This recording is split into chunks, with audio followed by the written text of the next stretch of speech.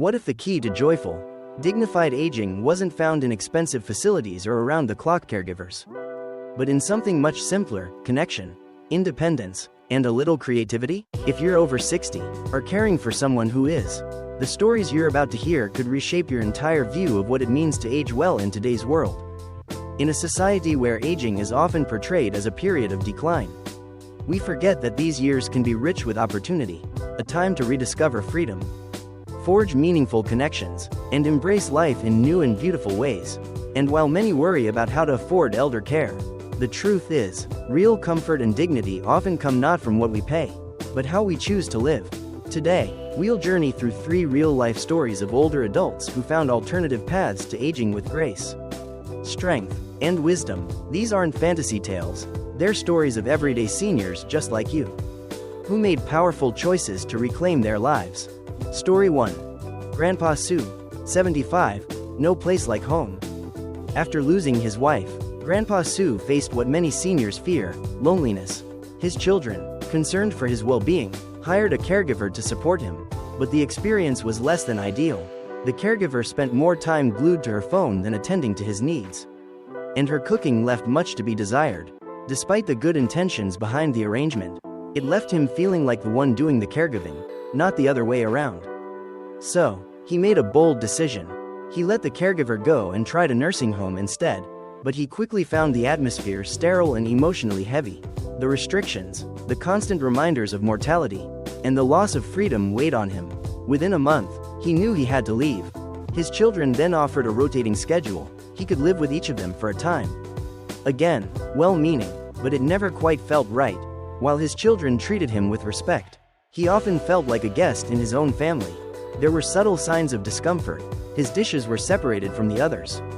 He wasn't allowed to wash his clothes at home, and he constantly felt in the way. Eventually, Grandpa Sue made the most empowering choice of all: to live independently. He learned to cook. He started practicing Tai Chi in the mornings with a group of other seniors. And together, they created something beautiful: a self-care community. They formed a WeChat group for elderly neighbors living alone. They check on each other every day. If someone doesn't respond, someone else goes to see if they're okay. They even created a system to help one another with errands, cooking, or hospital visits, compensated at a fair hourly rate. This grassroots system gave Grandpa Sue more than just safety. It gave him purpose. He wasn't just being cared for, he was caring for others. 2. It was affordable, it built trust, and most importantly, it brought peace of mind. Story 2.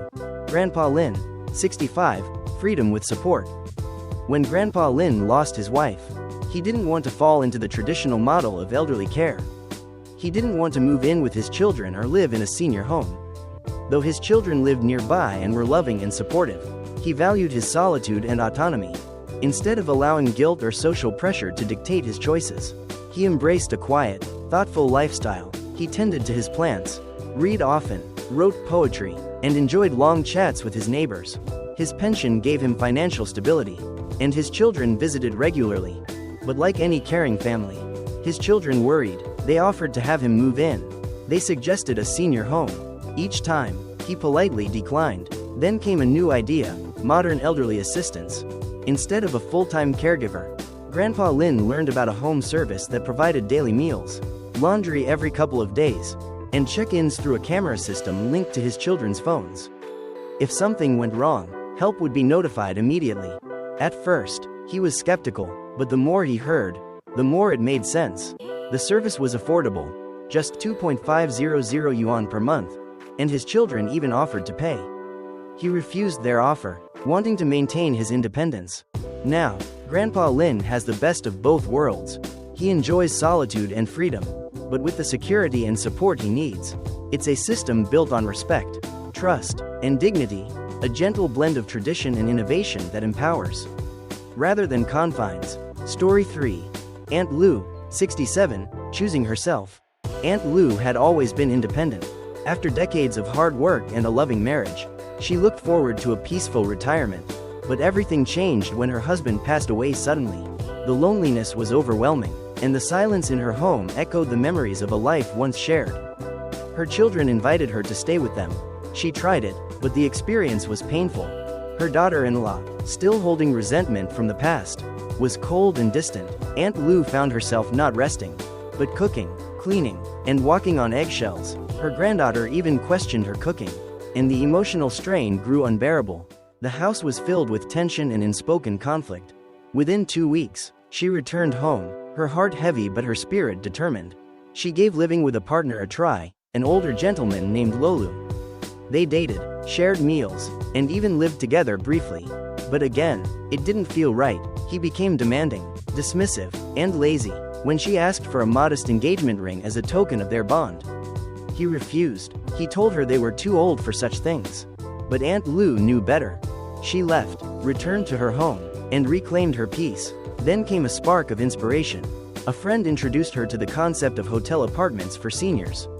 Designed for independent older adults, they offered studio units with warm decor, daily cleaning, delicious meals, and full freedom to come and go. She visited one and was instantly drawn to its simplicity and comfort. She sold her home, calculated her pension and potential rental income, and made the move. Now, she lives in a community where she feels seen, respected, and free. Her children were hesitant at first, worried about the cost, but she reminded them gently, after a lifetime of sacrifice, it was her turn to choose happiness. The bigger picture, rethinking elderly care. Each of these stories offers a profound lesson. Elderly care doesn't need to follow a rigid path. It can be flexible, it can be collaborative, and most importantly, it can be rooted in respect and love. Whether it's forming community support groups like Grandpa Sue, embracing modern care services like Grandpa Lin, or discovering new lifestyles like Aunt Lou, the possibilities are endless. The truth is, aging isn't about giving up control.